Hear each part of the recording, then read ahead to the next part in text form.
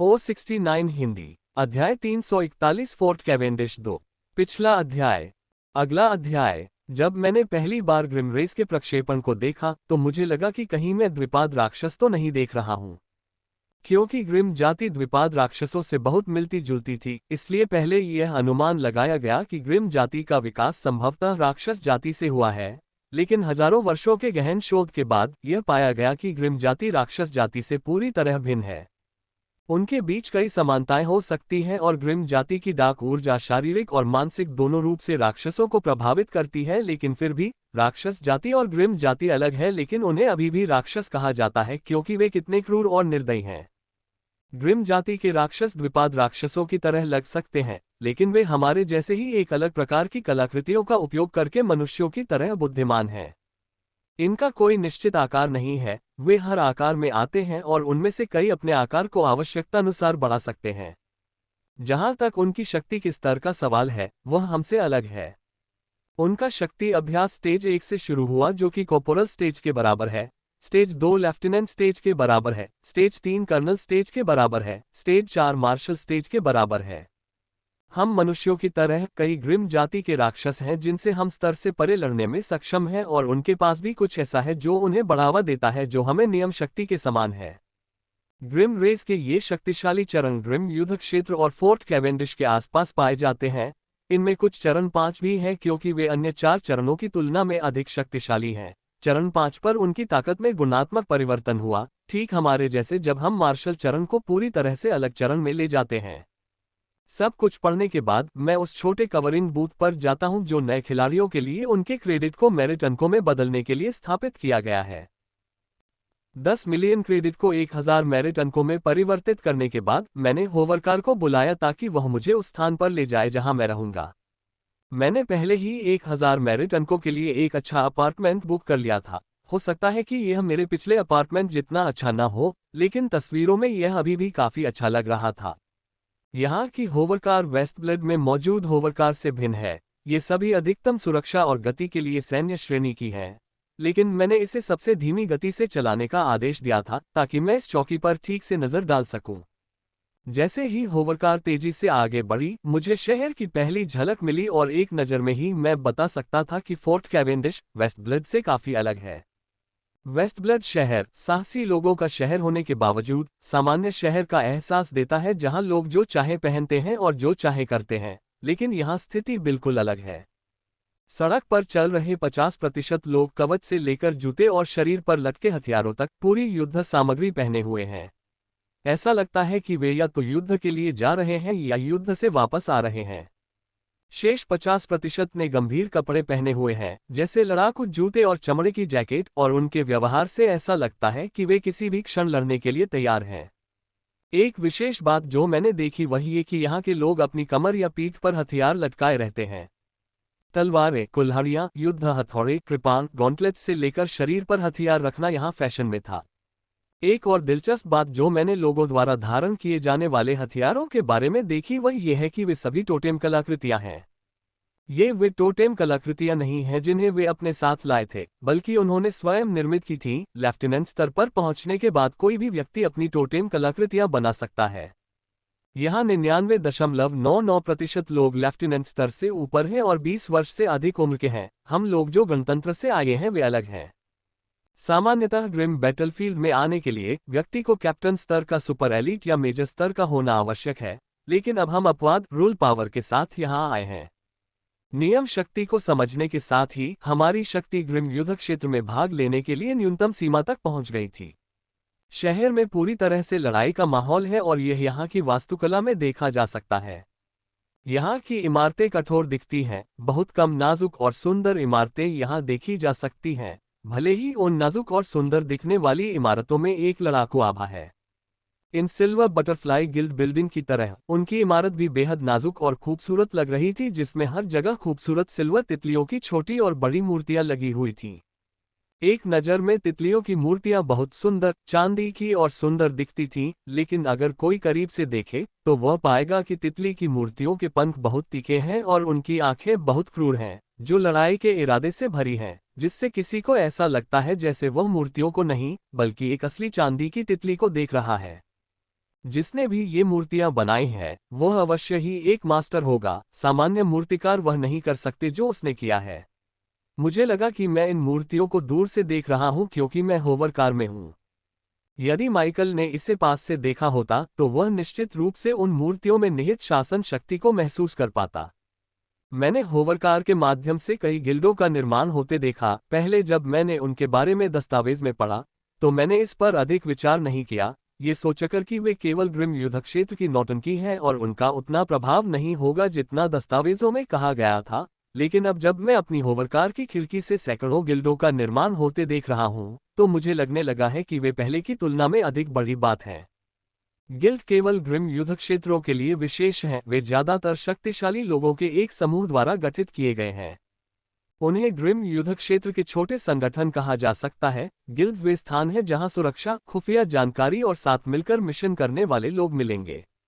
Grimm युद्ध क्षेत्र में लड़ने वाले 90% से अधिक लोग गिल्ड से संबद्ध हैं, क्योंकि आपकी पीठ पीछे गिल्ड के होने से शिकार करना काफी आसान हो जाता है, क्योंकि आपके पास न केवल गिल्ड का विशाल खुफिया नेटवर्क होता है, बल्कि आपके पास मिशनों को एक साथ करने के लिए साथी भी होते हैं।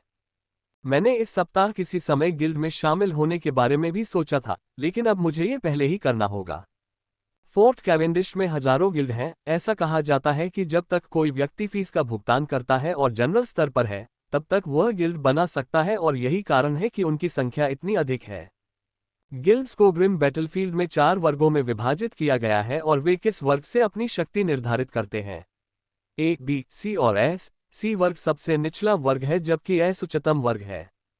अधिकांश गिल्ड सी क्लास में फिट होते हैं। उनके पास औसत लड़ने की शक्ति होती है और उनके सदस्य एक औसत श्रेणी के होते हैं। लगभग 80% गिल्ड सी क्लास में फिट होते हैं, लेकिन सी क्लास गिल्ड भी ऐसे गिल्ड होते हैं जो महानतम सदस्यों को बढ़ावा देते हैं। अन्य 3 के सदस्य बी क्लास गिल्ड सी क्लास गिल्ड की तुलना में अधिक शक्तिशाली है। एक बी क्लास गिल्ड आसानी से दसियों सी क्लास को कुचल सकता है। ए क्लास गिल्ड्स कुलीन गिल्ड्स हैं, वे बहुत शक्तिशाली हैं और फोर्ट कैवेंडिश में 50 से अधिक ए क्लास गिल्ड्स नहीं हैं, लेकिन उनकी कम संख्या के बावजूद उनके पास सभी बी और सी क्लास गिल्ड्स को कुचलने की शक्ति है। यही उनकी ताकत है। अंतिम है एस क्लास गिल्ड। वे अन्य 3 क्लासों के गिल्ड की तुलना में पूरी तरह से अलग स्तर पर हैं। यदि तुलना की जाए तो गिल्ड के अन्य वर्ग सामान्य विकास करता है, जबकि S class guild super elite हैं। एस क्लास गिल्ड का प्रत्येक सदस्य स्वयं में एक शक्ति है। जब वे शिकार कर रहे होते हैं तो वे एक हत्या मशीन की तरह होते हैं। इनके इतने असाधारण होने के कारण इन गिल्डों में अन्य गिल्डों की तुलना में सबसे कम सदस्य हैं और इनकी स्वयं की संख्या भी सबसे कम है। फोर्ट कैवेंडिश में केवल 5 एस क्लास गिल्ड हैं और वह गिल्ड सिल्वर बटरफ्लाई भी एस क्लास गिल्ड है। चाहे मैं कितनी भी कोशिश कर लूं, मेरे लिए बटरफ्लाई में शामिल होना असंभव होगा। न केवल मैं, बल्कि फोर्ट कैवेंडिश के अन्य पुरुष भी सिल्वर बटरफ्लाई में शामिल नहीं हो सकते, क्योंकि यह केवल महिला सदस्यों को ही स्वीकार करता है। जल्द ही मेरी होवर कार उस विशाल कंक्रीट चौकोर इमारत के सामने रुकी। मैं कार से बाहर निकला और अपार्टमेंट की इमारत में चला गया। जैसे ही मैं लॉबी में पहुंचा, मैंने पाया कि अचानक वहां सन्नाटा छा गया और मैं कई लोगों की नजरों का विषय बन गया। कुछ लोग आश्चर्य और उलझन में थे, जबकि अन्य लोग आश्चर्य और ईर्ष्या से भरे हुए थे।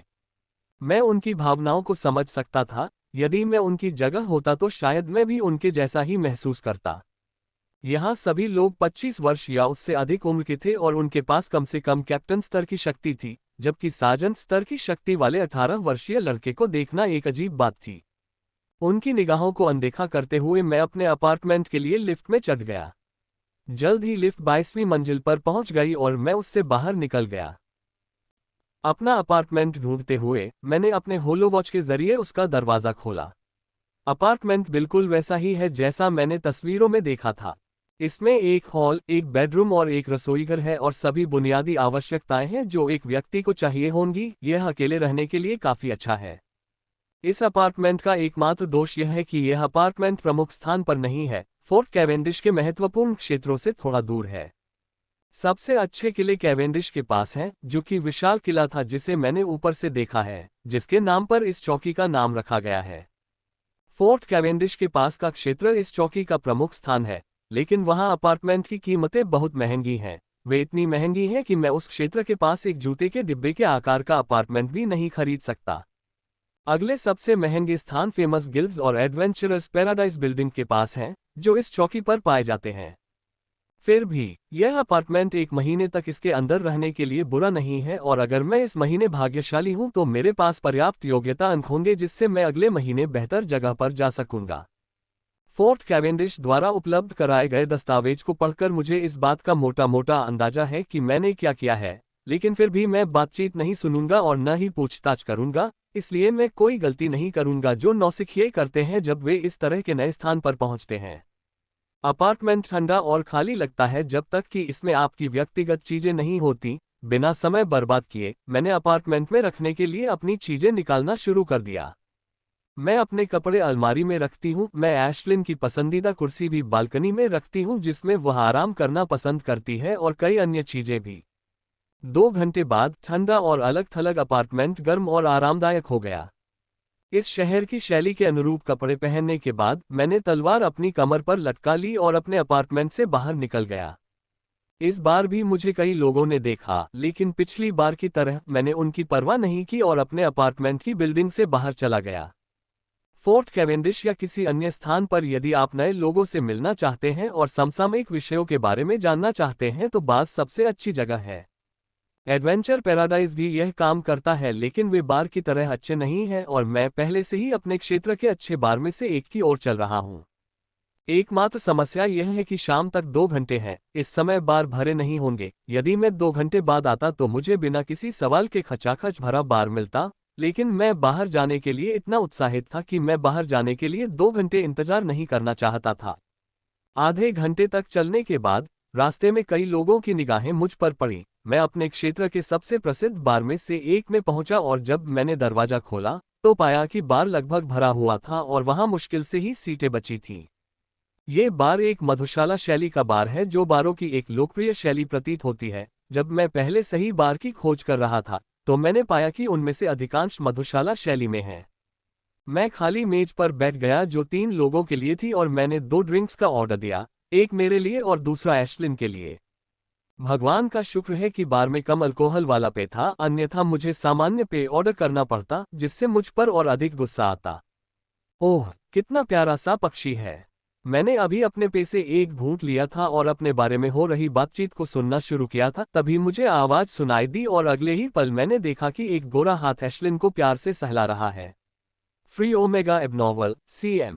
एशलिन ने किसी को उसे सहलाते हुए देखकर भी कोई प्रतिक्रिया नहीं की। उसे लोगों द्वारा सहलाए जाने की आदत हो गई है। जब भी हम बाहर जाते हैं कोई ना कोई हमेशा एशलिन को सहलाने के लिए आता है। ज्यादातर समय ये लोग छोटे छोटे बच्चे होते हैं जो एशलिन के चमकदार चांदी के फर और उसके प्यारे गोल मटोल छोटे आकार से मोहित हो जाते हैं, लेकिन कभी कभी बड़े भी उसे सहलाते हैं, जैसे कि मेरे सामने ये लड़की।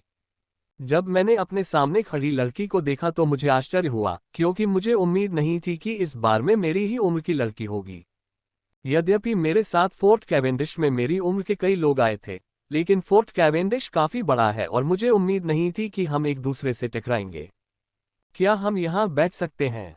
मैंने एक और आवाज सुनी और देखा कि मेरे सामने एक सुंदर लड़का खड़ा है जो लगभग मेरी ही उम्र का है, उस लड़की के बगल में जो अभी भी निष्क्रिय एशलिन को सहलाने में व्यस्त है। मैंने सिर हिलाया और वे दोनों मेरे सामने बैठ गए। तुम्हारा राक्षस इतना सुंदर है, काश मेरी सेलेना भी इतनी सुंदर और प्यारी होती, लड़की ने थोड़ी उदासी के साथ कहा, क्योंकि वह एशलिन के आवाज को देख रही थी। क्या आप उन लोगों में से एक हैं जो आज कैस्टेलिन से आए हैं? सुंदर लड़के ने एक प्रश्न पूछा। मैं उसके प्रश्न से आश्चर्यचकित था, क्योंकि मुझे लग रहा था कि वे भी गणतंत्र से आए हैं, क्योंकि वे दोनों मेरी ही उम्र के हैं और पीक मास्टर स्तर पर हैं, क्योंकि केवल वे ही नियम को समझ सकते हैं जो कप्तान स्तर से नीचे हैं और ग्रिम युद्ध के मैदान में आ सकते हैं। क्या आप गणतंत्र से नहीं हैं? मैंने आश्चर्य से पूछा। नहीं, हम नहीं हैं। हम भाग्यशाली थे कि हमें संयोग से शासन शक्ति का एहसास हुआ और हम यहाँ आ गए, उसने सहजता से कहा, जिससे मैं वास्तव में चौंक गया। उनके इस रहस्योद्घाटन से थोड़ा हैरान था। मैंने सोचा था कि सभी लोग जिन्होंने शासन शक्ति को समझ लिया है और कैप्टन स्तर से नीचे हैं, वे गणतंत्र से आए हैं, लेकिन ऐसा लगता है कि हम अकेले भाग्यशाली नहीं हैं जिन्हें अपने जीवन का मौका मिला है, अन्य लोग भी हैं। आप फोर्ट कैवेंडिश कब आए?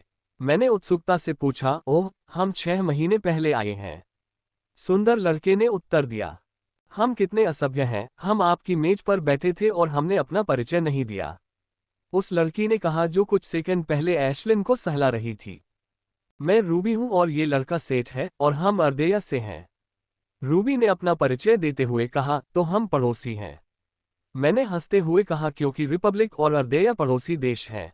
आप लोग जो कास्टेलियन हैं वास्तव में भाग्यशाली हैं कि आपने अवेकनिंग ग्राउंड से नियम को समझ लिया है। यहाँ हर किसी को बहुत सारे मेरिट अंक चुकाने पड़ते हैं यदि वे नियम की शक्ति को समझना चाहते हैं, रूबी ने कहा जब उसने बार के चारों ओर देखा जहां कई लोग ईर्ष्या भरी निगाहों से हमारी ओर देख रहे थे। क्या आप यहाँ नियम शक्ति को समझ सकते हैं?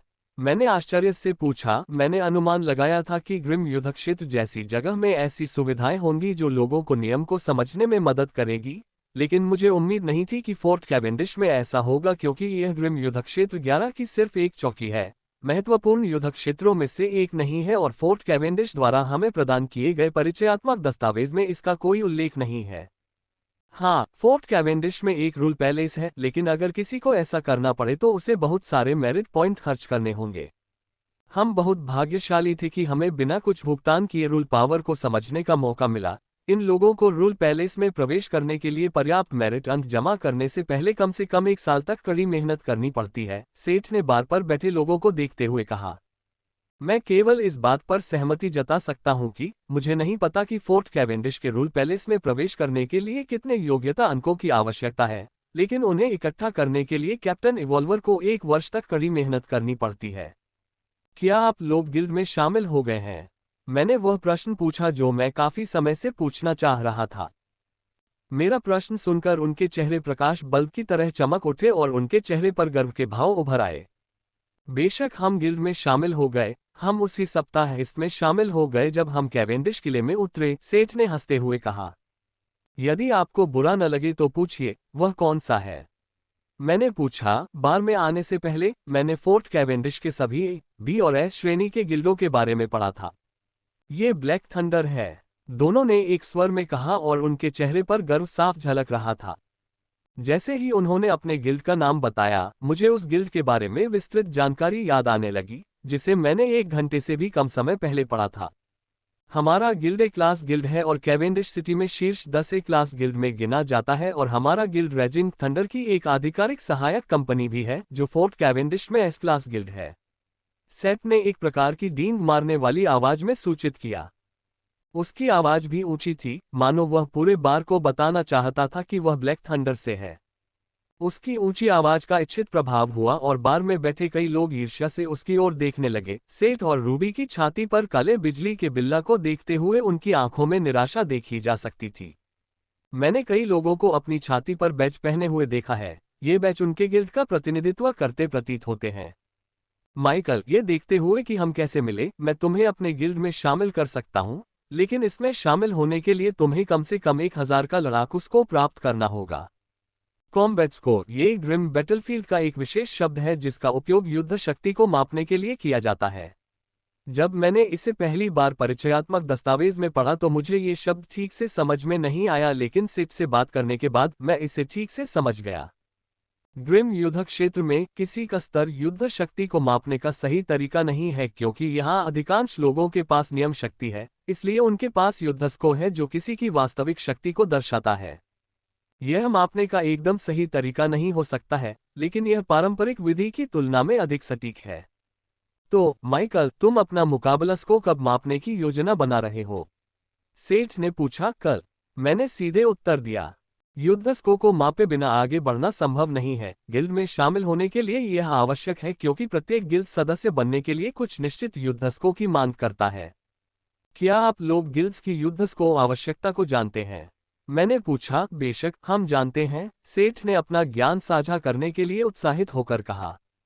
सी क्लास गिल्ड में शामिल होने के लिए आपको अपना कॉम्बैट्स को भी उन्हें प्रस्तुत नहीं करना होगा। वे आपको ये जानकर शामिल कर लेंगे कि आपके पास नियम शक्ति है, सेठ ने कहा। जहां तक भी श्रेणी के गाइडों का सवाल है, उन्हें 500 या उससे अधिक का लड़ाकू स्कोर चाहिए। यह इस बात पर निर्भर करता है कि वह गिल्ड कितना शक्तिशाली है। एक क्लास गिल्ड को न्यूनतम 1000 का लड़ाकू स्कोर चाहिए होगा, लेकिन ये सामान्य लोगों के लिए है, क्योंकि कुछ एक क्लास गिल्ड हमारे जैसे लोगों के लिए समझौता करेंगे जिन्होंने इतनी कम उम्र में नियम शक्ति को समझ लिया था। यदि आप हमारे गिल्ड ब्लैक थंडर में शामिल होना चाहते हैं तो आपको कम से कम 1300 से अधिक अंकों की आवश्यकता होगी। यदि आपके पास अनुशंसा है तो उनकी आवश्यकता 10 से 20 अंकों तक कम हो सकती है। यदि आप गिल्ड के उच्च स्तरीय सदस्य से अनुशंसा प्राप्त करने में सफल हो जाते हैं तो आवश्यकता को घटाकर अधिकतम 100 अंक किया जा सकता है, सेठ ने कहा। एस क्लास गिल्ड की आवश्यकता के बारे में क्या? जब उन्होंने इस बारे में कुछ नहीं बताया तो मैंने पूछा, हे एस क्लास गिल्ड? सेठ अजीब तरह से हंसा।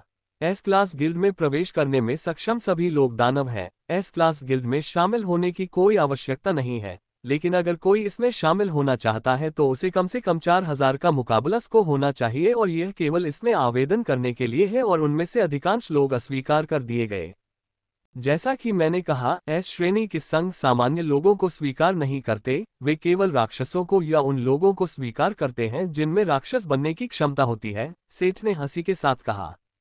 4000 का कॉम्बैट स्कोर? मुझे नहीं पता कि यह कितना है, लेकिन सेठ का चेहरा कितना सुंदर है, ये देखकर लगता है कि यह बदसूरत हो गया है। ये वाकई बहुत बड़ा होगा और इतना बड़ा स्कोर आवेदन करने के लिए पर्याप्त है और स्वीकार्य नहीं है। ये वास्तव में कुछ बताता है। मैं ये सोचे बिना नहीं रह सका कि मेरा मुकाबला स्कोर क्या होगा। अगर आप लोगों को कोई आपत्ति न हो तो क्या आप मुझे बता सकते हैं कि जब आप पहली बार गिल्ड में शामिल हुए थे तो आपका मुकाबला स्कोर क्या था?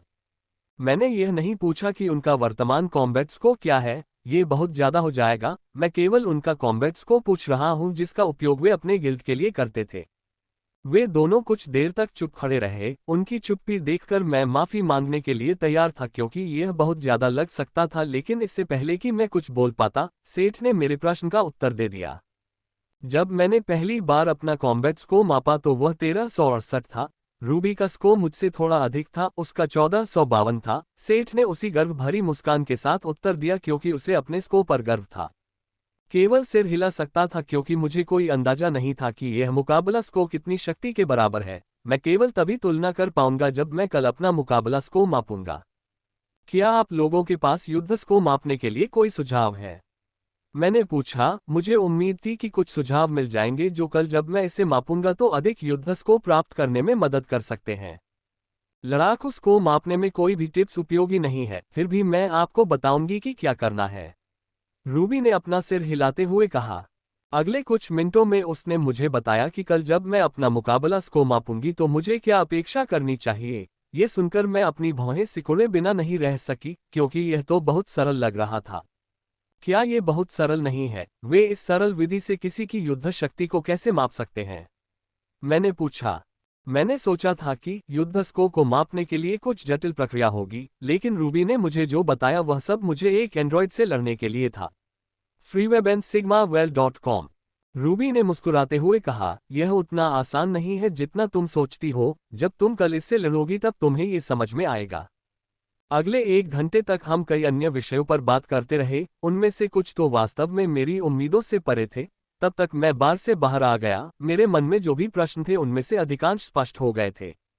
हमने अपने नंबरों का आदान प्रदान किया और सेठ ने मुझे फिर से याद दिलाया कि अगर मैं 1300 या उससे अधिक अंक प्राप्त करने में सक्षम हूं तो मुझे सिफारिश के लिए उसे फोन करना चाहिए ताकि मुझे उसके गिल्ड में शामिल होने में आसानी हो।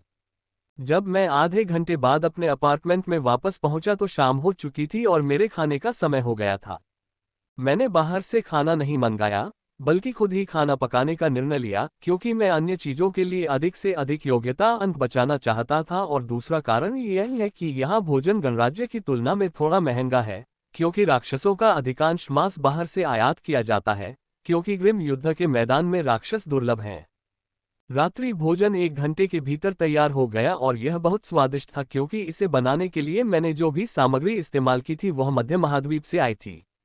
रात्रि भोजन के बाद मैंने एशलिन को उठाया जो पेट के बल लेटी हुई थी और उसे बालकनी में उसकी पसंदीदा कुर्सी पर बैठा दिया जबकि मैं उसके बगल वाली कुर्सी पर बैठकर इंटरनेट सर्फिंग करने लगा। ग्रिम युद्ध क्षेत्र पर वेब बहुत बंद है, यह बाहर से पूरी तरह से डिस्कनेक्ट है। इसके बारे में एकमात्र अच्छी बात यह थी कि यह सभी ग्रिम युद्ध क्षेत्रों से जुड़ा हुआ था। इसमें केवल एक ही सोशल नेटवर्क है जो एडवेंचर्स पैराडाइज से है, जिस पर मेरे केवल 2 दोस्त हैं जो रूबी और सेठ हैं। हो सकता है कि अन्य डार्क नेटवर्क भी हों, लेकिन मुझे उनके बारे में अभी पता नहीं है क्योंकि मैं आज ही ग्रिम युद्ध क्षेत्र में पहुंचा हूं। जब मैं नेट पर खोज कर रहा था तो मुझे पता चला कि नौसिखियों के लिए पहली बार में 1000 से अधिक कॉम्बैट्स को प्राप्त करना बहुत कठिन है। केवल अत्यंत प्रतिभाशाली लोग ही ऐसा स्कोर कर सकते हैं। इसमें कोई आश्चर्य नहीं कि जब सेठ ने मुझे अपना कॉम्बैट्स को बताया और बताया कि कैसे वह सीधे एक क्लास गिल्ड में शामिल हो पाया, तो वह बहुत गर्वित महसूस कर रहा था। मैं देर रात तक इंटरनेट पर सर्फिंग करता रहा और आज दिए जाने वाले कॉम्बैट्स को टेस्ट के बारे में सब कुछ पढ़ता रहा। मैं कोई गलती नहीं करना चाहता था क्योंकि यह मेरा मुकाबला स्कोर है जो तय करेगा कि मैं किस प्रकार के गिल्ड के लिए पात्र हूं। मैं जिस गिल्ड का समर्थन कर रहा हूं वह एस क्लास गिल्ड है, लेकिन यदि मैं एस क्लास गिल्ड में शामिल नहीं हो पाया तो मैं कम से कम शीर्ष क्लास गिल्ड में शामिल होना चाहता हूं। ये देखकर कि काफी देर हो चुकी है, मैंने नेट बंद कर दिया और सोने के लिए अपने शयन कक्ष में चला गया। जब मैं उठा तो 8 बज रहे थे। आमतौर पर मैं काफी जल्दी उठ जाता हूं, लेकिन देर से सोने से मैं देर से उठता हूं। स्नान करने और कल रात का बचा हुआ खाना खाने के बाद मैं अपने मन में एक स्पष्ट गंतव्य लेकर अपने अपार्टमेंट से बाहर निकली। मैं साहसिक स्वर्ग जा रहा हूं। ग्रिम युद्ध क्षेत्र में कोई भी व्यक्ति लगभग किसी भी साहसिक स्वर्ग भवन में अपने युद्ध स्कोर को माप सकता है, बशर्ते कि वे 1000 योग्यता अंकों के साथ भुगतान करें। यह अच्छी बात है कि नौसिखियों के लिए पहला मौका निःशुल्क है। मुझे पहली बार अपना मुकाबला स्कोर मापने के लिए कुछ भी भुगतान नहीं करना पड़ेगा। मैंने एडवेंचरर्स पैराडाइज तक जाने के लिए होवरकार को बुलाया। फोर्ट कैवेंडिश के प्रत्येक क्षेत्र में एडवेंचरर्स पैराडाइज शाखा है, लेकिन जिनमें कॉम्बैट स्कोर मापने की सुविधा है वे केवल फोर्ट कैवेंडिश के केंद्रीय क्षेत्र में ही मिल सकती हैं। होवरकार से मुझे अपने गंतव्य तक पहुंचने में 15 मिनट लगे। होवरकार से बाहर निकलकर मैं एक विशाल एडवेंचरर्स पैराडाइज बिल्डिंग में पहुंचा। यह अब तक देखी गई सबसे बड़ी एडवेंचर पैराडाइज बिल्डिंग है। ये वेस्टब्लेड में मौजूद बिल्डिंग से कम 5 गुना बड़ी है। जैसे ही मैं अंदर गया, मैंने पूरे हॉल में अनेक स्क्रीनों का दृश्य देखा, बस स्क्रीन पर सामग्री थोड़ी अलग थी। अधिकांश स्क्रीन ग्रिम रेस राक्षसों से संबंधित कार्यों से भरी हुई हैं, जबकि बाकी कार्य उन चीजों से संबंधित हैं जिनकी उन्हें बाहर से आवश्यकता होती है। बाहरी क्षेत्र एक खजाने का भंडार है। अंतरिक्ष की दरारों से निकली काली ऊर्जा ने कई बहुमूल्य खजाने उत्पन्न किए हैं जिनकी इतनी अधिक मांग है कि उनसे ऊंची कीमत प्राप्त की जा सकती है। स्क्रीन पर एक संक्षिप्त नजर डालने के बाद मैं सूचना काउंटर की ओर चलता हूं। अपना कॉम्बैट स्कोर मापने से पहले मुझे एक महत्वपूर्ण काम करना है। नमस्ते, मैं अपनी होलोवॉच कहां बदलवा सकता हूं? मैंने सूचना काउंटर के पीछे बैठे सुंदर क्लर्क से पूछा। 3री मंजिल पर जाओ, वहां तुम किसी भी व्यक्ति से अपनी होलोवॉच बदलने के लिए कह सकते हो, उसने एक पेशेवर मुस्कान के साथ उत्तर दिया। धन्यवाद, मैंने कहा और लिफ्ट की ओर चल दिया। ये होलोवॉच मेरे पास तब से है जब मैं 15 साल का था। यह मुझे स्कूल से मिला था। यह अभी भी ठीक से काम कर रहा है, लेकिन इसमें फटे होने के निशान देखे जा सकते हैं। मैं इसे वेस्टब्लेड से बदलना चाहता था, लेकिन जब भी मैं एडवेंचरर्स पैराडाइज जाता था तो किसी तरह मैं ऐसा करना भूल जाता था। लेकिन इस बार मेरे पास इसे बदलने के अलावा कोई विकल्प नहीं है। यह मूल मॉडल होलोवॉच ग्रिम युद्ध क्षेत्र में जीवित नहीं रह पाएगा और मुझे कल सूचना मिली है कि यदि मैंने 1 महीने के भीतर अपने होलोवॉच को नहीं बदला तो यह उसके बाद काम करना बंद कर देगा। नमस्ते, मैं अपनी होलोवॉच बदलना चाहता हूं, मैंने 3री मंजिल पर बैठे पुरुष क्लर्क से कहा। मैंने सुंदर महिला क्लर्कों से भी पूछा होता, लेकिन वे सभी व्यस्त थीं। पुरुष क्लर्क ने सिर हिलाया और काउंटर पर कुछ बटन थपथपाए और अगले ही पल मेरे सामने 22 विभिन्न प्रकार की होलो घड़ियां प्रकट हो गईं। ये सभी अलग अलग विशिष्टताएं प्रदान करते हैं। इनके बारे में एकमात्र सामान्य बात यह है कि ये सभी होलोवॉच से बेहतर हैं। इनकी कीमत 300 क्रेडिट से लेकर 50,000 क्रेडिट तक है और ये सभी विभिन्न प्रकार की विविधताओं के साथ आते हैं। 15 मिनट तक उन्हें देखने तथा उनकी विशेषताओं की तुलना करने के बाद मैंने अंततः होलोवॉच को चुना, जिसने मेरी वित्तीय स्थिति पर बड़ा असर डाला था। कृपया अपनी होलोवॉच यहाँ रखें, क्लर्क ने काउंटर की ओर इशारा करते हुए कहा। मैंने सिर हिलाया और अपनी होलोवॉच को अपने बाएं हाथ से निकालकर काउंटर पर रख दिया। जैसे ही मैंने अपना होलोवॉच काउंटर पर रखा, एक क्षण के लिए काउंटर कीचड़ जैसा हो गया और उसने मेरे होलोवॉच को अपने अंदर खींच लिया। मुझे ये देखकर बहुत आश्चर्य हुआ, लेकिन अगले ही क्षण काउंटर से एक गहरे बैंगनी रंग की होलोवॉच प्रकट हुई, ठीक उसी तरह जैसे मेरी पुरानी होलोवॉच अंदर आती थी। यह आपकी नई होलोवॉच है, इसमें आपका सारा पिछला डेटा है, क्लर्क ने कहा। मैंने सिर हिलाया और उत्साह से अपनी नई होलोवॉच उठा ली। ये गहरे बैंगनी रंग का है और मेरी पुरानी होलोवॉच से थोड़ा बड़ा लेकिन हल्का है। ये 4 तरफ 4 प्रोजेक्शन क्रिस्टल के साथ काफी आकर्षक लग रहा था। जो कि मेरी पिछली होलोवॉच की तुलना में प्रोजेक्शन को ज्यादा स्पष्ट रूप से देख पाएगा, जिसमें सिर्फ एक प्रोजेक्शन क्रिस्टल लगा हुआ था। धन्यवाद, मैंने कहा जब मैं अपनी होलोवॉच में सब कुछ ठीक है इसकी जांच करने के बाद काउंटर से बाहर निकला। अब जब मैंने सभी विविध सामान से निपट लिया है तो अब वह काम करने का समय आ गया है। मैं यहां आया हूं। पहली मंजिल पर वापस जाकर मैं लिफ्ट के विभिन्न समूहों की ओर चला गया और उनमें से एक में चढ़ गया। ये लिफ्ट खास हैं, ऊपर जाने की बजाय नीचे जाती हैं। इस एडवेंचर पैराडाइस में कॉम्बैट्स को मापने वाली सुविधाएं भूमिगत बनाई गई हैं। मैंने अपनी होलोवॉच से लिफ्ट को स्कैन किया और वह मुझे नीचे ले जाने लगी। कुछ सेकंड बाद वह रुक गई और मैं उससे बाहर आ गया। जैसे ही मैं लिफ्ट से बाहर निकला, मैंने अपने सामने एक बड़ा हॉल देखा जिसके हर कोने में दरवाजे थे। लोगों को आते जाते देखा जा सकता था। वे उत्साहित और जोशीले मूड के साथ उन दरवाजों से प्रवेश कर रहे थे, लेकिन जब वे वापस आए तो पूरी तरह से पस्त थे। इस मंजिल पर 16 दरवाजे हैं। वे दरवाजे उस कक्ष की ओर जाते हैं जहां युद्धस को मापा जाता है। मेरी किस्मत अच्छी है कि वहां कई कक्ष खुले हैं, जिन्हें देखकर मैंने जल्दी से उन कलाकृतियों को पहन लिया जो मैंने नहीं पहनी थी। रूबी ने कहा कि इससे कोई फर्क नहीं पड़ता कि मैंने कितने आर्टिफैक्ट्स पहने हैं, उनका मेरे युद्धस्को पर कोई प्रभाव नहीं पड़ेगा। चैम्बर में उच्च स्तरीय सेंसर हैं जो स्वयं की शक्ति और आर्टिफैक्ट्स की शक्ति के बीच सटीक रूप से अंतर कर सकते हैं। सभी कलाकृतियां पहनने के बाद मैं खाली दरवाजों में से एक की ओर चला गया। टिंग, हल्की घंटी बजने के साथ ही जैसे ही मैंने अपनी होलोवॉच को दरवाजे पर स्कैन किया, कक्ष का दरवाजा खुल गया। जैसे ही दरवाजा खुला, मैं कक्ष में चला गया। जैसे ही मैंने चैम्बर के अंदर कदम रखा, मुझे लगा कि यह काफी बड़ा है। यह इतना बड़ा है कि इसके अंदर लड़ते समय मुझे जगह की जरूरत नहीं पड़ेगी। ये सब एकदम सफेद और खाली था। जगह की सफेदी के अलावा कुछ भी दिखाई नहीं दे रहा था। जिस दरवाजे से मैं आया था वह भी सफेद हो गया था। अगर काला हैंडल न दिखता तो मैं निश्चित रूप से सोचता कि दरवाजा गायब हो गया है। जब मैं सोच रहा था कि मेरा मुकाबला किस प्रतिद्वंद्वी से होगा, तो एक बड़ा छेद खुल गया और उसमें से 4 मीटर लंबा एक मेटालिक प्राणी बाहर निकला। इस प्राणी ने मुझे वास्तव में आश्चर्यचकित कर दिया। मैं एक एंड्रॉयड से लड़ने की उम्मीद कर रहा था, लेकिन मेरे सामने जो दिखाई दिया वह अजीब रोबोट था।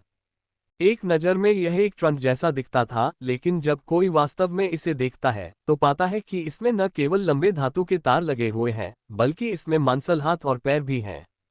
ये प्राणी धातु से बने मनुष्य और राक्षस का मिश्रण जैसा दिखता है और इससे लड़ना न केवल शारीरिक बल्कि मनोवैज्ञानिक चुनौती भी होगी। लड़ाई कठिन होने जा रही है, विशेष रूप से इस कक्ष जैसे सीमित स्थान में। यदि मेरा अनुमान गलत नहीं है तो ये रोबोट न केवल अपनी धातु की लताओं के माध्यम से लंबी और मध्यम दूरी के हमले कर सकता है, बल्कि यह छोटी दूरी के हमले भी कर सकता है।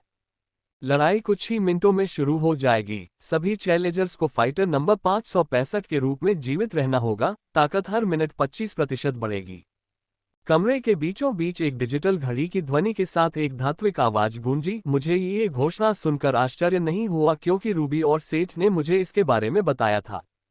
एकमात्र आश्चर्य लड़ाकू रोबोट है जो हर लड़ाई में अलग होता है। रूबी ने कहा कि उसने अपने कॉम्बैट्स को मापने के लिए जिस पहले लड़ाकू से लड़ाई की थी वह विशालकाय मानव जैसा था जो ऊर्जा किरणों को शूट करने में सक्षम था। उनमें से दोनों ने मुझे बताया, और जो मैंने वेब के माध्यम से पाया, युद्धस्को माप प्रक्रिया में किसी को विभिन्न धातु रोबोटों से लड़ना होगा। कुछ सामान्य थे जबकि कुछ बिल्कुल अजीब थे, लेकिन उन सभी में 2 चीजें आम थीं कि वे जो भी रोबोट लड़ते थे, पहला ये कि वे सभी छोटी, मध्यम और लंबी दूरी के हमले करने में सक्षम हैं, और सभी रोबोट की शक्ति हर मिनट 25% बढ़ जाएगी। वे यहां तक कि युद्धस्को का मोटा अनुमान लगाने में भी सक्षम हैं कि कोई व्यक्ति रोबोट के खिलाफ कितने समय तक जीवित रह पाएगा। ऐसा कहा जाता है कि जो लोग 10 मिनट तक लड़ने में सक्षम हैं, उनका कॉम्बैट स्कोर लगभग 1000 अंक होगा। जो लोग 20 मिनट तक लड़ने में सक्षम हैं, उनका कॉम्बैट स्कोर लगभग 2000 अंक होगा। जो लोग 30 मिनट तक लड़ने में सक्षम हैं, उनका कॉम्बैट स्कोर लगभग 3000 अंक होगा, इत्यादि। हर मिनट लड़ने से लगभग 100 अंक का कॉम्बैट स्कोर प्राप्त किया जा सकता है, लेकिन ऐसा करना असंभव है क्योंकि हर मिनट रोबोट की शक्ति 25% बढ़ जाएगी। इस तरह की लड़ाइयों में 1 मिनट तो कोई ठीक से लड़ सकता है, लेकिन अगले ही मिनट वह पूरी तरह से पराजित हो सकता है क्योंकि रोबोट की ताकत 25% बढ़ जाती है। यही कारण है कि पहली बार अपने मुकाबला स्कोर को मापने वाले 95% लोग 5 मिनट से अधिक नहीं टिक पाते हैं, और 99.9% पहली बार लड़ने वाले 10 मिनट से अधिक जीवित नहीं रह पाते हैं। टाइमर के 30 सेकंड पहले ही बीत चुके थे और अब केवल 30 सेकंड बचे हैं इससे पहले कि मुझे मेरे सामने इस धातु के विशालकाय से लड़ना है। उस समय मैंने इसे ध्यान से देखने का निर्णय लिया ताकि मैं इसके खिलाफ लंबे समय तक लड़ सकूं।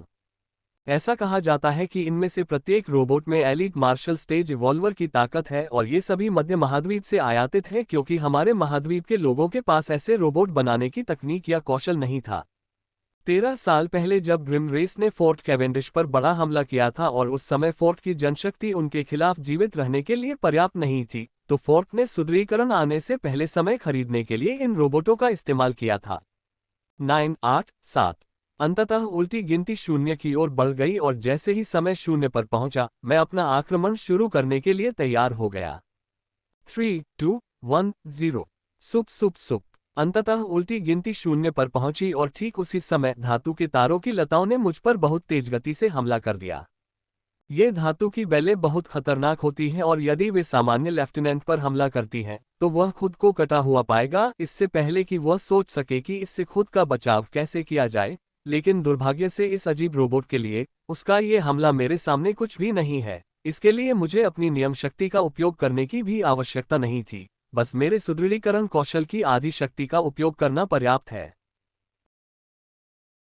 O70 हिंदी अध्याय 346 युद्ध 2 पिछला अध्याय। अगला अध्याय। Clank clank clank. मैंने तेजी से अपनी तलवार म्यान से बाहर निकाली और वह उन 7 धातु की लताओं से टकराई जो सभी दिशाओं से मुझ पर प्रहार कर रही थी, लेकिन ये तो उनके आक्रमण की शुरुआत मात्र थी। खट खट खट खट। धातु की लताएं मुझ पर पागलों की तरह झपटने लगीं, लेकिन चाहे उन्होंने कितनी भी कोशिश की, वे मेरी कड़ी सुरक्षा का सामना करने में सक्षम नहीं थीं। इन लताओं की शक्ति की तुलना औसत लेफ्टिनेंट चरण से की जा सकती है, लेकिन जिस कौशल पर उनका उपयोग किया जा रहा है वह उससे कहीं अधिक है और मैं किसी भी नियम शक्ति का उपयोग किए बिना इस लेफ्टिनेंट चरण के हमलों के खिलाफ बचाव कर रहा हूं।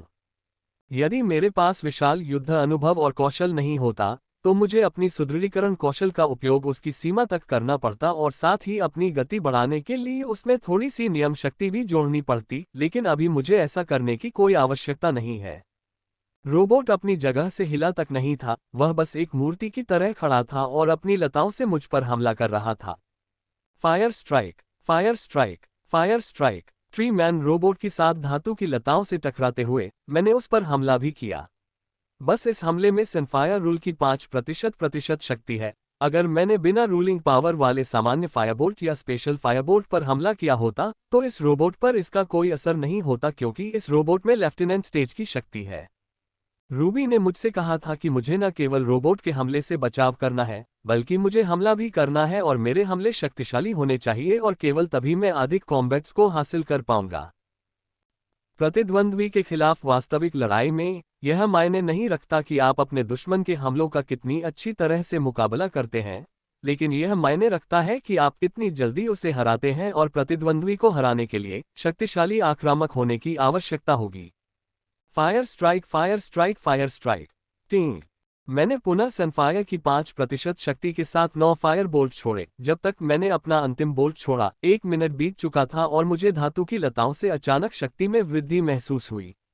उनकी ताकत और गति अचानक बढ़ गई और उनके हमले और भी कुशल हो गए। यह अच्छी बात थी कि मैं तैयार था और अब मुझे उनका मुकाबला करने के लिए अपनी गति फिर से बढ़ानी होगी। उनकी गति और ताकत बढ़ गई थी, लेकिन मैं अभी भी अपने कौशल की शक्ति बढ़ाए बिना अपनी गति बनाए रखने में सक्षम हूं। ट्रीमैन रोबोट अपने स्थान से नहीं हिला, लेकिन यह आश्चर्य की बात नहीं है, क्योंकि मैंने जो पढ़ा है उसके अनुसार रोबोट कम से कम 6 मिनट तक अपने स्थान से नहीं हिला। कम से कम 60 मिनट तक यह अपनी लंबी दूरी की आक्रमण क्षमता के साथ हमला करता रहेगा और छठा मिनट समाप्त होने के बाद ही आगे बढ़ेगा। रूबी ने बताया कि जिस रोबोट से उसने लड़ाई की थी, वह 11वें मिनट तक उस पर ऊर्जा किरणों से हमला करता रहा और केवल 12वें सूट पर ही आगे बढ़ा। सेठ के मामले में ये जल्दी था, लेकिन फिर भी रोबोट 8वें मिनट में अपने स्थान से चला गया। ये हर किसी के लिए अलग है, लेकिन एक बात सामान्य है कि रोबोट 6वें मिनट से पहले अपने स्थान से नहीं चलेगा। Fire strike, fire strike. मैंने पुनः संकेंद्रित अग्नि बोल्टों का प्रयोग किया, लेकिन इस हमले में रूल की शक्ति 5% से बढ़कर 10% हो गई है।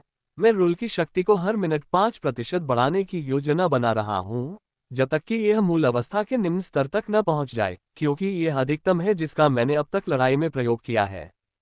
टिंग क्लैंक क्लैंक क्लैंक। तीसरा मिनट शुरू हुआ और आक्रमण की शक्ति और कौशल में 25% की वृद्धि हुई और अंततः मुझे तनाव महसूस होने लगा और मुझे पुनः सहज महसूस करने के लिए अपने सुदृढ़ीकरण कौशल की पूरी शक्ति का उपयोग करना पड़ा। अब मेरे हाथों और पैरों पर गहरे हरे रंग की 2 पट्टियां दिखाई दे रही थीं, जो मेरे द्वारा अपने सुदृढ़ीकरण कौशल का पूर्ण उपयोग करने तथा सर्वोच्च युद्ध अभ्यास की 2 एमेथिस्ट मुहरों का संकेत है। मेरे शरीर पर दिखाई देने वाली दूसरी हरी पट्टी के साथ मेरे सुदृढ़ीकरण कौशल की शक्ति में वृद्धि हुई थी और यह केवल एक बार की वृद्धि नहीं थी, बल्कि 3 बार थी, क्योंकि पहली पट्टी नीलम मुहरों की सभी शक्तियों का उपयोग करने में सक्षम नहीं थी, लेकिन एक साथ 2 बैंडों के साथ वे मेरे दोनों में नीलम मुहरों की शक्ति का बेहतर उपयोग करने में सक्षम थे।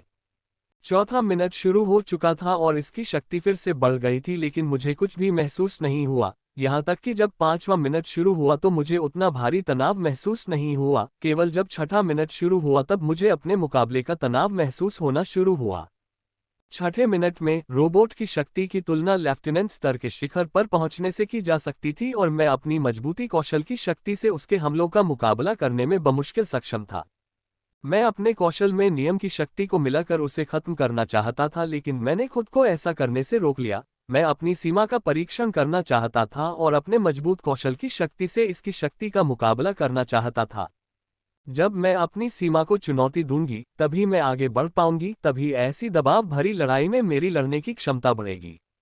जब मैं 7 धातु की लताओं का मुकाबला कर रहा था तो मेरे शरीर पर पसीने की बूंदें देखी जा सकती थीं। मुझे देखकर कोई भी बता सकता था कि धातु की लताओं से बचाव करने में मुझे कितनी कठिनाई हो रही है, लेकिन इतनी कठिनाई होने के बावजूद मैंने किसी भी धातु की लता को अपने शरीर पर नहीं लगने दिया। जब मैं लताओं से बचाव करता रहा तभी मुझे शरीर शुद्धिकरण व्यायाम का वास्तविक महत्व समझ में आया।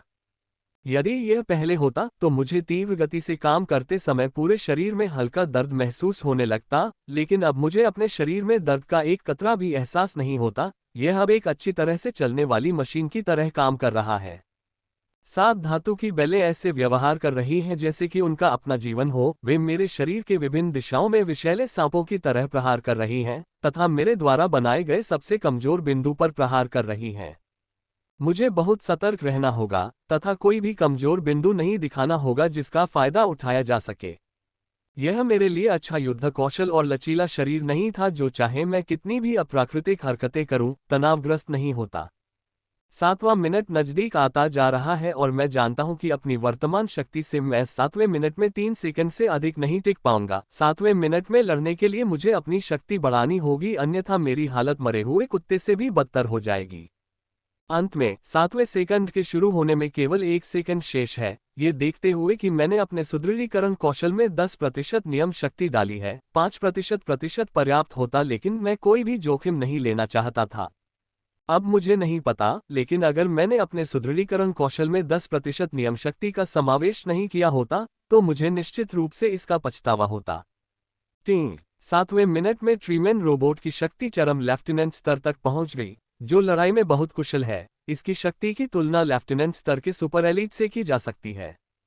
जैसे ही 7वें मिनट की घंटी बजी, सभी 7 धातु की बेलें मुझ पर टूट पड़ी। इतना ही नहीं, 4 धातु का लंबा रोबोट अपनी बड़ी मुट्ठी बाहर निकालकर रॉकेट की गति से मेरी ओर आ रहा था। ये देखकर अब मैं वास्तव में अपने आप को धन्यवाद देता हूं कि मैंने अपने कौशल में 10% नियम शक्ति का समावेश किया, अन्यथा मैं उस मुट्ठी का जवाब नहीं दे पाता जो मुझ पर उल्का की तरह प्रहार करने वाली थी। रोबोट बहुत तेज गति से मेरी ओर आया, जबकि उसने धातु की लताओं से हमला करना बंद नहीं किया। यह अच्छी बात थी कि मैंने पहले ही 5% के बजाय अपनी नियम शक्ति का 10% विलय कर दिया था, अन्यथा मैं उस विशाल मुट्ठी का जवाब नहीं दे पाता जो मेरी ओर आ रही थी। फ्रीवेब नॉवल कप। मैंने मुट्ठी को देखकर एक बार भी आंख नहीं झपकाए, बस धातु की लताओं से बचाव करते हुए शांतिपूर्वक उसका इंतजार किया।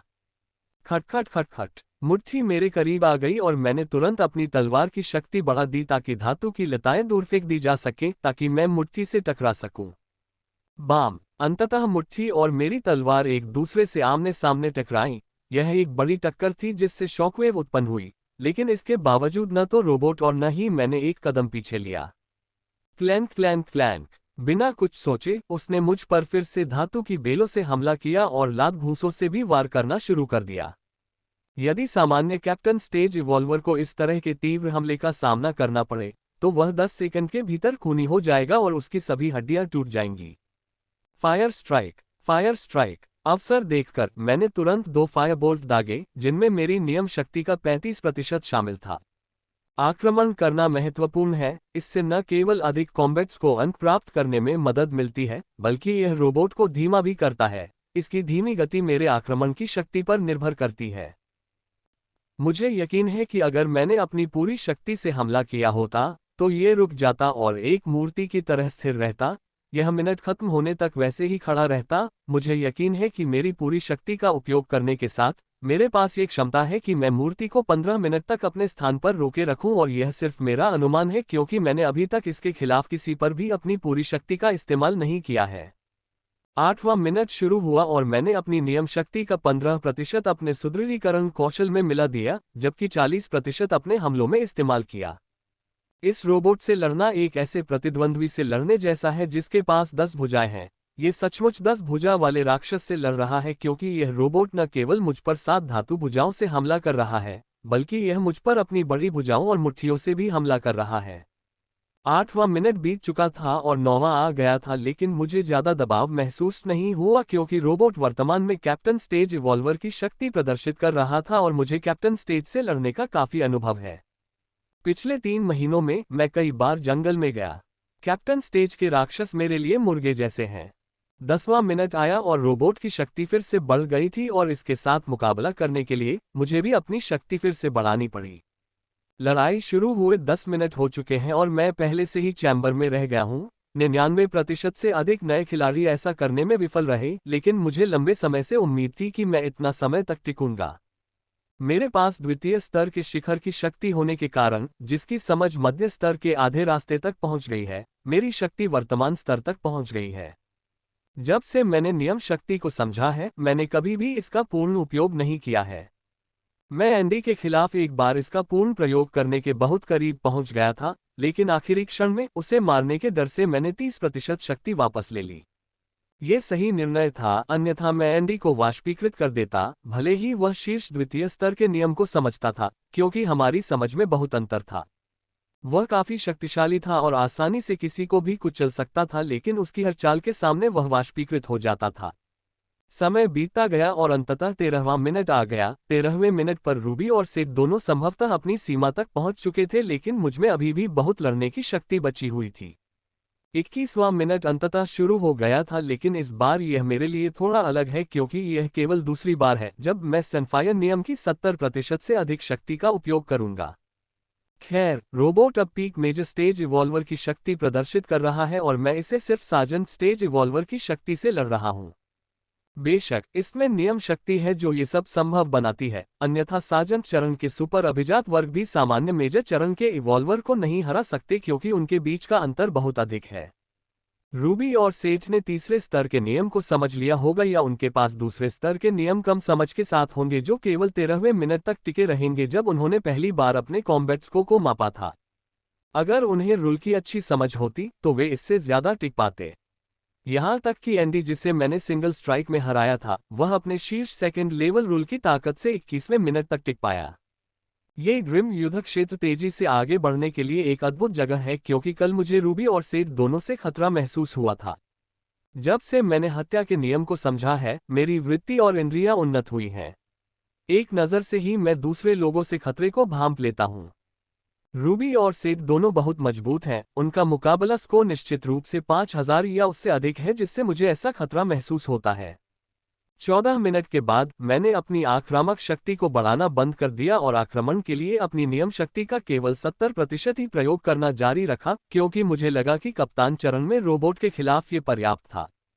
15वें मिनट में मेजर स्टेज की ताकत का प्रदर्शन शुरू हुआ, लेकिन इसके बावजूद मैं काफी अच्छा प्रदर्शन कर रहा था। लेकिन 22वें और दूसरे मिनट में इसमें बदलाव आएगा। 22वें सेकंड पर रोबोट कोलोनल स्टेज इवॉल्वर की शक्ति प्रदर्शित करेगा जो पूरी तरह से अलग स्तर पर होगा। प्रत्येक 3 चरणों में गुणात्मक परिवर्तन होता है। जब कोई व्यक्ति कॉर्पोरल चरण से सार्जेंट चरण में प्रवेश करता है तो वह अपनी ताकत में गुणात्मक परिवर्तन महसूस करेगा। ये चरणों के बीच सामान्य स्तर से कई गुना अधिक होता है।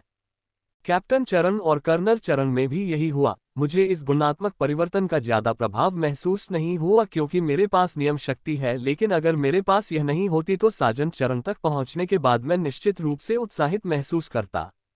न केवल रोबोट शक्ति बल्कि मेरी शक्ति भी गुणात्मक परिवर्तन का अनुभव करती है, क्योंकि अब तक मैं जिस नियम शक्ति का उपयोग कर रहा था वह मूल चरण का निम्न स्तर है, लेकिन 70% से ऊपर मैं निम्न स्तरीय समझ की नियम शक्ति का उपयोग करूंगा। यह मेरा सच्चा तुरुप का पत्ता है जिसकी ताकत का अंदाजा मैं भी नहीं लगा सकता, इसलिए मैं अपनी ताकत का अंदाजा लगाने में गलती करता रहा हूं। मुझे उम्मीद है कि यह तुरुप का पत्ता मुझे पर्याप्त कॉम्बैट्स को प्राप्त करने में मदद करेगा जिससे मैं एस क्लास गिल्ड में प्रवेश कर सकूंगा। 22वें मिनट के शुरू होने से पहले केवल 1 सेकंड शेष रह गया है, इस डर से कि रोबोट की शक्ति अचानक बढ़ जाएगी क्योंकि यह औपनिवेशिक चरण की शक्ति प्रदर्शित करेगा। मैंने अपने सुदृढ़ीकरण कौशल में 75% नियम शक्ति को मिला दिया।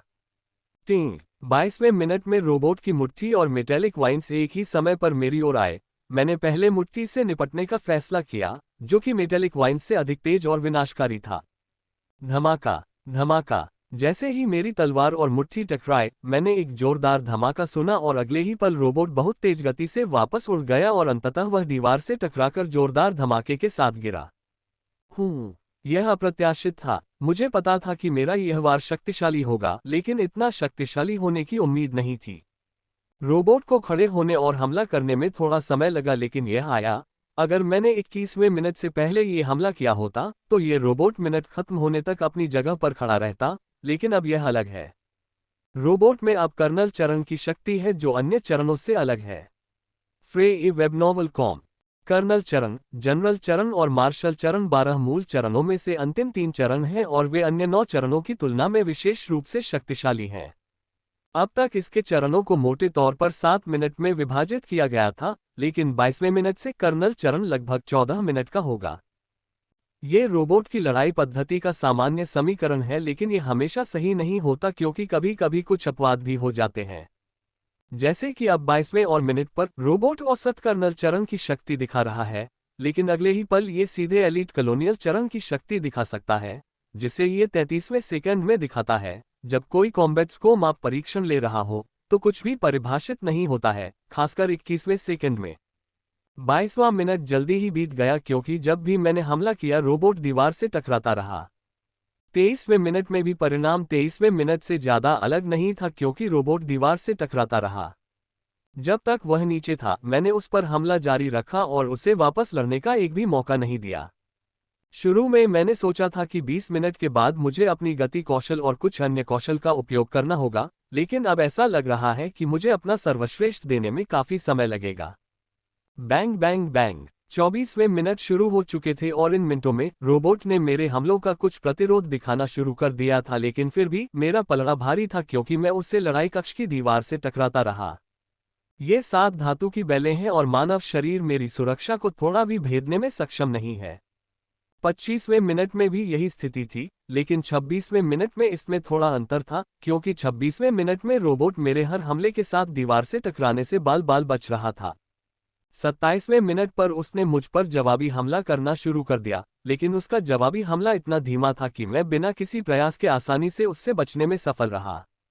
27वें मिनट की तरह ही 28वें मिनट में भी मैं आक्रमणकारियों का मुकाबला कर सकता था, लेकिन 29वें मिनट में स्थिति बदल गई, जहां मुझे तनाव महसूस होने लगा और मैंने रक्षात्मक रुख अपनाना शुरू कर दिया। 30वें मिनट में मुझ पर दबाव इतना बढ़ गया कि मुझे पूरी तरह रक्षात्मक रुख अपनाना पड़ा। 30वें मिनट में मुझे आक्रमण करने का एक भी मौका नहीं मिला।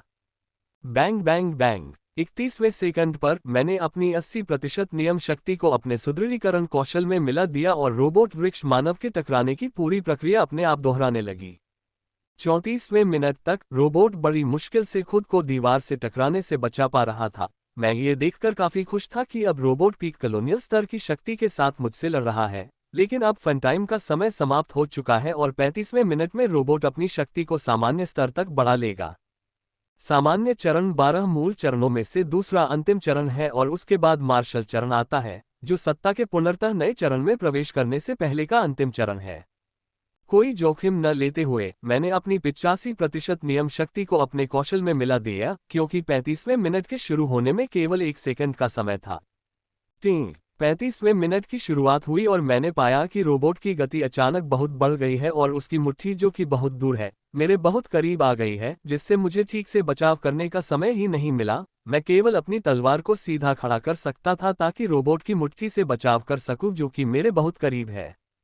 खटखट, धप धप धप धप धप। जैसे ही उस विशाल मुट्ठी ने मेरी तलवार पर प्रहार किया, जिसे मैंने बचाव के लिए जल्दी से अपने सामने रखा था, मुझे अपने शरीर में तीव्र आघात महसूस हुआ। ये झटका इतना जबरदस्त था कि अगर मैंने अपने शरीर को 85% नियम शक्ति से ढका नहीं होता तो मेरे शरीर पर पूरे टोटेम आर्टिफैक्ट गियर पहनने के बावजूद ये कई टुकड़ों में टूट जाता। फिर भी मुझे अपनी नसों में दौड़ रहे शक्तिशाली आघात को कम करने के लिए 5 कदम पीछे हटना पड़ा। खतरा तब और बढ़ गया जब 7 सांप जैसे लताएं बहुत तेज गति से मेरी ओर आ रही थीं। सातों लताओं को तेजी से मेरी ओर आते देख मैंने अपनी गति कौशल और रक्षा कौशल को सक्रिय किया और उनमें 85% नियम शक्ति को सम्मिलित कर दिया।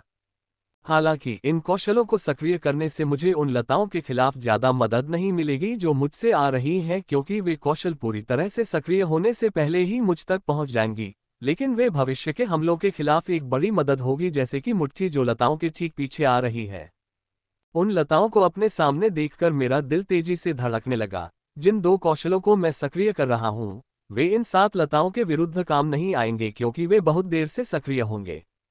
इन लताओं के खिलाफ सफलतापूर्वक बचाव करने का एकमात्र विकल्प जो मैं देख रहा हूं, वह है मेरे कौशल में विलय या शक्ति नियम शक्ति, लेकिन मैं ऐसा नहीं करना चाहता क्योंकि मैं सिर्फ उस दर्द की कल्पना कर रहा था जो मुझे इन लताओं में से एक के टूटने पर महसूस होगा। मुझे अचानक वह चाल याद आ गई जो मैंने एक बार देखी थी और मैंने इसे करने का फैसला किया। इस बार मैं एक समय में प्रत्येक बेल से नहीं निपटूंगा क्योंकि मैं उन सभी से बचाव नहीं कर पाऊंगा। इसके बजाय मैंने हथियार आंदोलन किया, जिसे मैंने स्मृति में देखा है जब मैं रूल पैलेस में कुल्हाड़ी से रूल को मारने की सोच रहा था। ये क्रियाकलाप उन कुछ चीजों में से एक है जिसे मैं अपनी स्मृति में स्पष्ट रूप से देख पाया। उसने इसे कुल्हाड़ी के साथ किया था, लेकिन मैं इसे कुल्हाड़ी के साथ कर रहा हूं। मुझे उम्मीद है कि यह सफल होगा, अन्यथा इन बेलों को निश्चित रूप से दर्द महसूस होगा। बजना। अपनी तलवार में अधिकतम मान डालते हुए मैंने अपनी तलवार को जितनी तेजी से हो सकता था 3 बार घुमाया। प्रत्येक वार में पहले वार में मेरी तलवार 2 धातु की लताओं से टकराई जो मेरे कंधे और छाती की ओर आ रही थी। जब मेरी तलवार 2 धातु की लताओं से टकराई तो मुझे एक बड़ा झटका लगा। मैं थाबों को अवशोषित करने के लिए अपनी भुजाओं को आराम देना चाहता था, लेकिन मैंने ऐसा नहीं किया और तलवार को जोर से घुमाया। Clank clank.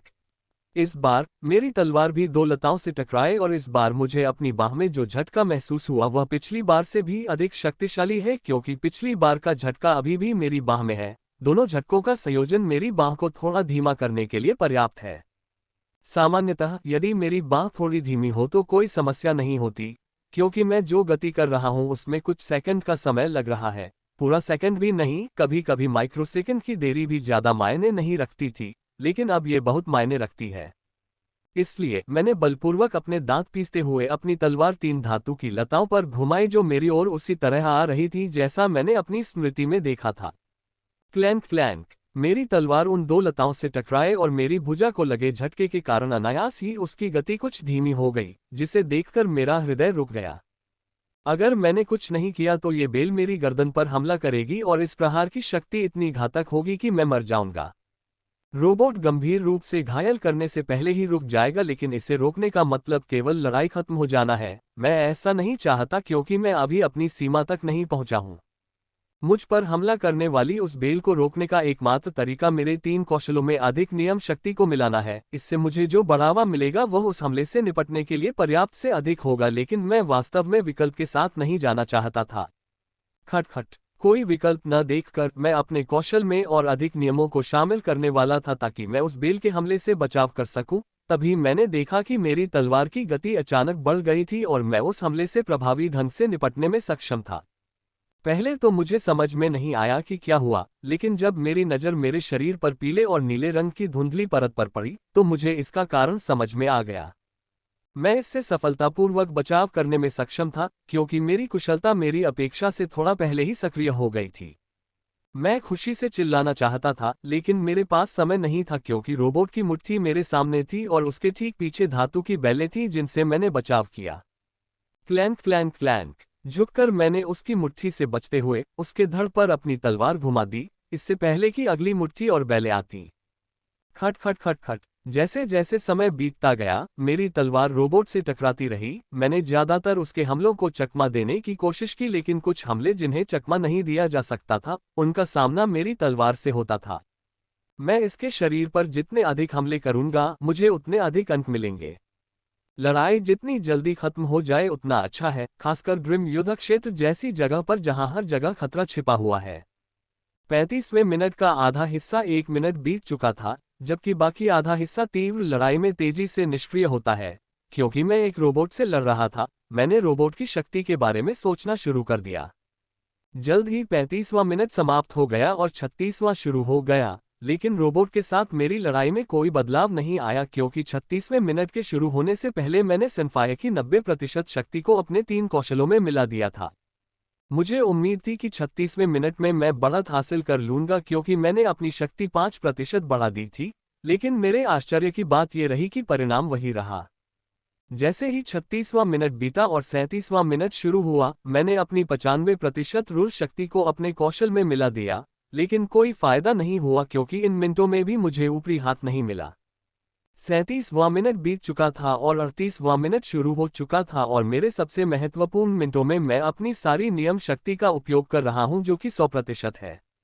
मैंने कभी भी किसी लड़ाई में सनफायर की शक्ति का पूरी तरह से उपयोग नहीं किया है। मैंने क्रोध के आवेश में इसे 100% तक उपयोग में ले लिया था, लेकिन जब मैं एंडी के खिलाफ लड़ रहा था, तो मैंने तुरंत 30% वापस ले लिया था, क्योंकि मुझे डर था कि मैं उसे मार दूंगा। खैर, जो मैंने सोचा वह वास्तव में सच है, क्योंकि अगर मैंने अपनी 100% शक्ति से हमला किया होता तो एंडी निश्चित रूप से मौके पर ही वाष्पीकृत हो गया होता। शिखर निम्न समझ पहले ही मध्य निचले चरण के आधे रास्ते तक पहुंच चुकी थी। मुझे विश्वास है कि यदि यह निम्न स्तर का शिखर होता, तो मैं आसानी से किसी भी जनरल स्टेज इवॉल्वर से लड़ सकता था। नियम शक्ति बहुत शक्तिशाली है, विशेष रूप से शीर्ष सेकंड स्तर नियम की शक्ति अद्भुत है। ये सोचकर मैं आश्चर्यचकित हो गया कि एक स्तर नियम कितने शक्तिशाली होंगे। उनमें आकाश को तोड़ने और जमीन को हिला देने की शक्ति है। जब मैंने प्रथम स्तर के नियम की शक्ति के बारे में सोचा तो मैं सिहर उठा। Clank clank clank clank clank clank. जैसे ही मेरी तलवार रोबोट से टकराई, पूरे कक्ष में चिंगारियां उड़ती हुई देखी जा सकती थीं। ऐसा लग रहा था जैसे जब भी मैं रोबोट के किसी भाग से टकराता था तो छोटी छोटी पटाखे जल उठती थीं। ऐसा इसलिए हो रहा है क्योंकि मेरा और रोबोट का हर हमला काफी शक्तिशाली था, लेकिन साथ ही मैंने सूर्य अग्नि का नियम भी इस्तेमाल किया था, जो बहुत गर्म था और जिस चीज को छूता उसे वाष्पीकृत कर देता था। freewebnovel.com। फिलहाल मैं अपनी पूरी ताकत से रोबोट से लड़ रहा हूं, लेकिन 5 सेकंड बाद जब 39वां मिनट शुरू होगा तो मेरे पास कोई तुरुप का पत्ता नहीं होगा। बस 1 सेकंड के लिए प्रतिरोध करना एक चुनौती होगी। 38वें मिनट के समाप्त होने में केवल 3 सेकंड बचे हैं और इस बार मेरे पास ताकत बढ़ाने के लिए कोई तुरुप का पत्ता नहीं बचा है। फिलहाल मैं रोबोट से बराबरी की लड़ाई लड़ रहा हूं, लेकिन अगले ही पल इसकी ताकत काफी बढ़ जाएगी, लेकिन मेरे पास इसके खिलाफ कोई तुरुप का पत्ता नहीं है। इसके सामने 1 सेकंड के लिए खड़ा होना भी एक चुनौती होगी। कुछ मिनटों तक इससे लड़ना तो और भी मुश्किल होगा, लेकिन फिर भी ये देखकर मैं बहुत खुश हूं। मैं रोबोट से 38वें मिनट तक लड़ने में सक्षम था, जो कि बहुत कम नए खिलाड़ी कर पाते हैं। टिंग। समय बीतता गया और आखिरकार 39वां मिनट शुरू हो गया। यह अच्छी बात थी कि उस सेकंड पहले मैंने हम दोनों के बीच थोड़ी दूरी बना ली थी। इसलिए जब 39वां मिनट शुरू होगा तो उसके हमलों को मुझ तक पहुंचने में कम से कम आधा सेकंड लगेगा। freewebandwell.com। उस आधे सेकंड में मैंने ढाल प्रकार का टोटेम आर्टिफैक्ट निकाल लिया था, जिसका मैंने अब तक उपयोग नहीं किया था, और सुप्रीम कॉम्बैट एक्सरसाइज का भी प्रसार करना शुरू कर दिया था, जिसका मैंने काफी समय से प्रसार नहीं किया था। झप झप झप, धप धप। धातु की लताओं और रोबोट के कदमों की आवाजें सुनी जा सकती थी जब वे मेरी ओर आ रहे थे। उनकी गति पहले से कहीं अधिक तेज थी। क्लैंक बैनन। लानत है, सब कुछ इतनी तेजी से हुआ कि मुझे खुद को समझने का मौका ही नहीं मिला। 39वें मिनट के शुरू होने से पहले मैंने सोचा था कि अगर पूरा मिनट नहीं तो कम से कम मैं 39वें मिनट के कुछ सेकंड तक तो बच जाऊंगा, लेकिन मैं बहुत गलत था। जैसे ही पहली धातु की बेल मेरी ढाल पर गिरी, मुझे इतना जोरदार झटका लगा कि मैं अपने पैरों से उछल गया और कक्ष की दीवार से टकरा गया। यदि दीवार इतनी नर्म न हो जाती कि मैं उस पर गिर पड़ता, तो मुझे पूरा विश्वास है कि मेरे शरीर की हर हड्डी टूट जाती और मैं मौत से ज्यादा दूर नहीं होता। चैलेंजर पराजित। मुकाबला स्कोर की गणना। मैं अभी लड़खड़ाते हुए दीवार से उतरा ही था कि मुझे कहीं से चैम्बर में रोबोटिक आवाज आती सुनाई दी। लड़ाई खत्म हो चुकी थी, मैं दीवार की ओर तोप के गोले की तरह उड़ गया। लड़ाई अच्छी थी, मेरा एकमात्र अफसोस यह है कि मैं 40 मिनट तक नहीं लड़ पाया। 40 मिनट तक लड़ने के कारण इस बात की बहुत अधिक संभावना थी कि मुझे 4000 अंक का कॉम्बैट स्कोर प्राप्त हो जाता, लेकिन केवल 39 मिनट तक लड़ने के कारण मुझे 4000 अंक का कॉम्बैट स्कोर प्राप्त होने की संभावना कम है। कुछ भी निश्चित नहीं है, किसी चमत्कार से मुझे 4000 अंक मिल सकते हैं, मैंने आशा से सोचा, लेकिन जल्द ही मैंने अपनी इच्छा पर सिर हिला दिया। मुझे 5 मिनट में अपना मुकाबला स्कोर पता चल जाएगा, उस समय तक मुझे अपनी चोटों को ठीक करने के लिए कुछ औषधि पी लेनी चाहिए। वह आखिरी वार काफी बड़ा था, मैं उससे काफी घायल हो गया, बावजूद इसके कि रोबोट ने आखिरी क्षण में अपनी ताकत को नियंत्रित किया और दीवार को अंतिम क्षण में नर्म बनाकर मुझे चोटों से बचाया। हाँ, मुझे अच्छा महसूस होने लगा क्योंकि उपचारकारी औषधि की ठंडी अनुभूति मेरे शरीर पर फैलने लगी तथा मेरी सभी छोटी बड़ी चोटें ठीक होने लगीं। चैलेंजर #34,363 को कॉम्बैट्स को 4347 प्राप्त करने पर बधाई। जिस बात को सुनने के लिए मैं प्रतीक्षा कर रहा था, वह अंततः सुनाई दी, लेकिन जब मैंने सुना कि मेरा कॉम्बैट्स को क्या है, तो मैं आश्चर्यचकित हुए बिना नहीं रह सका और मेरे मुंह से अनायास ही ध्वनि निकल गई। मुझे पूरा यकीन था कि मेरा मुकाबला स्कोर 4000 से अधिक नहीं होगा, लेकिन आश्चर्यजनक रूप से मेरा मुकाबला स्कोर 4347 है, जो मेरी उम्मीदों से बिल्कुल परे है। मुझे तो ये भी संदेह हो गया कि मैंने गलत सुना है और मुझे इस बात का यकीन तब हुआ जब मैंने अपने होलोवॉच पर मेल पढ़ा जिसमें मेरा युद्ध स्कोर दिखाया गया था। मैं अपने चेहरे पर एक बड़ी उत्साहित भाव के साथ कक्ष से बाहर निकलता हूँ। मैं इतना बड़ा मुकाबला स्कोर पाकर बहुत उत्साहित महसूस कर रहा हूँ। इसके साथ न केवल मैं किसी भी एक क्लास गिल्ड के लिए आवेदन कर सकता हूं, बल्कि मैं एस क्लास गिल्ड के लिए भी आवेदन कर सकता हूं और इस बात की काफी संभावना है कि मुझे स्वीकार कर लिया जाएगा। एस श्रेणी के गिल्ड केवल सर्वश्रेष्ठ को ही स्वीकार करते हैं और नौसिखियों को इसमें आवेदन करने के लिए 4000 अंकों का लड़ाकू स्कोर चाहिए। इसमें स्वीकार किया जाना पूरी तरह से अलग बात है।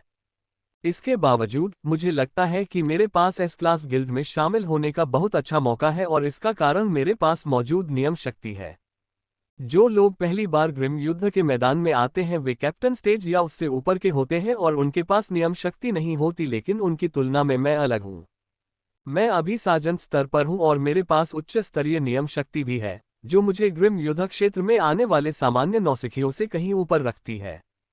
अपना लड़ाकू स्कोर प्राप्त करने के बाद मैं एडवेंचरर पैराडाइज में अधिक समय तक नहीं रुका और अपने अपार्टमेंट में वापस लौट आया।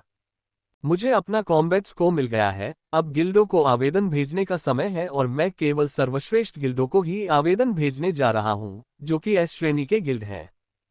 फोर्ट कैवेंडिश में केवल 5 एस क्लास गिल्ड हैं जो silver butterfly, raging thunder, black cloud, scythe और रेड फ्लैग हैं। उनके बीच कोई रैंकिंग नहीं है क्योंकि वे सभी लगभग समान शक्ति को बढ़ावा देते हैं। मेरे पास 4000 से अधिक कॉम्बैट स्कोर होने के कारण मैं सभी 5 एस क्लास गिल्ड्स के लिए आवेदन करने के योग्य हूं, लेकिन मैं केवल 4 गिल्ड्स के लिए ही आवेदन कर पाऊंगा क्योंकि सिल्वर बटर केवल महिलाओं को स्वीकार करता है, जबकि अन्य 4 गिल्ड्स में पुरुष और महिला दोनों को स्वीकार किया जाता है। गिल्ड के लिए आवेदन करना बहुत आसान है, मुझे बस उनकी साइट पर लॉग इन करना है और अपना मुकाबला स्कोर और युद्ध वीडियो सबमिट करना है, जिससे मेरा मुकाबला स्कोर मापा जाता है। मैंने एक एक करके सभी एस श्रेणी के गिल्ड को अपना आवेदन भेजा, इस उम्मीद में कि मुझे इन चारों गिल्डों में से किसी एक में स्वीकार कर लिया जाएगा। मुझे लगता है कि एस क्लास गिल्ड में शामिल होने की मेरी संभावना काफी अधिक है, लेकिन ये 100% नहीं है। ये गिल्ड पर निर्भर करेगा कि उन्हें सदस्य के रूप में मेरी आवश्यकता है या नहीं। रूबी ने कहा था कि इन एस श्रेणी गिल्डों के संबंध काफी व्यापक हैं और वे अपने द्वारा स्वीकार किए जाने वाले प्रत्येक सदस्य की विस्तृत पृष्ठभूमि की जांच करते हैं। मुझे लगता है कि मेरी एकमात्र कमजोरी मेरी पृष्ठभूमि है। यह एकमात्र चीज है जो मुझे एस क्लास गिल्ड का सदस्य बनने से रोक सकती है। यदि मैं गणराज्य में किसी संगठन में शामिल हो जाता तो एस श्रेणी के संघ में शामिल होने की मेरी संभावनाएं और भी बेहतर होती, लेकिन दुर्भाग्यवश मैं ऐसा नहीं कर सका, लेकिन मुझे इसका जरा भी अफसोस नहीं है। मैं अब उन ऑर्गेनाइजेशन के सदस्य से थोड़ा भी कम नहीं हूं, मेरी लड़ने की क्षमता उनके सबसे अच्छे सदस्यों के बराबर है। मैं उसी ग्रेड के सुपर एलीट से सीधे लड़ सकता हूं और हार नहीं सकता, और वह भी बिना रूल पावर की मदद के। मैंने जल्दी से जल्दी चारों आवेदन भेज दिए, मुझे 3 दिन में जवाब मिल जाएगा। 3 दिन में मुझे पता चल जाएगा कि मैं एस क्लास गिल्ड में शामिल हो पाया या नहीं। जहां तक इन 3 दिनों में मैं क्या करूंगा, इस बारे में मेरे पास एक अच्छा विचार है, बस यह विचार बहुत खतरनाक है, खासकर मेरे जैसे नौसिखिए के लिए।